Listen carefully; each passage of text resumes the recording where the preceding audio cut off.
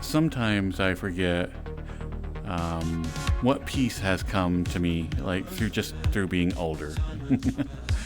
And it is one of those things I can remember back in my teens and early 20s.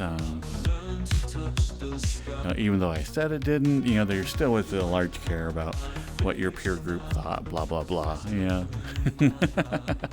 And now it is so wonderful. It's so nice being like, you know what, I'm just me.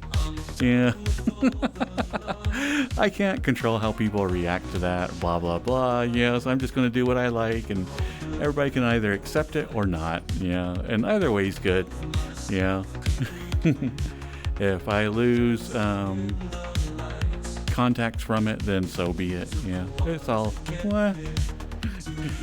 There is a great amount of peace that comes through just having lived through enough stuff that you're like, you know what, in the end, well, it's like even the streaming stuff, how like being a VTuber is supposed to be super secret. You don't tell anybody what you're doing.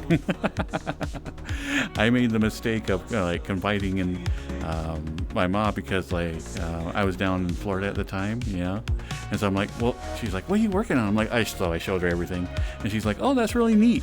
And the next thing I know, I'm getting texts from her that like, oh, and like your sister's husband, like who's the cop, thinks it's like kind of funny too. And I'm like, thanks for sharing that.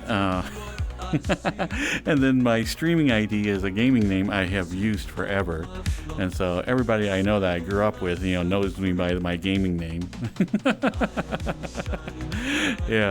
And so everybody and their dog knows what I do online.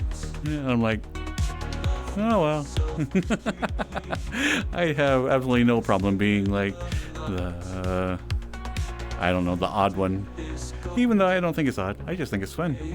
I am like probably the happiest I have been in many years. I don't know if I've ever been as comfortable and happy with myself as I am now.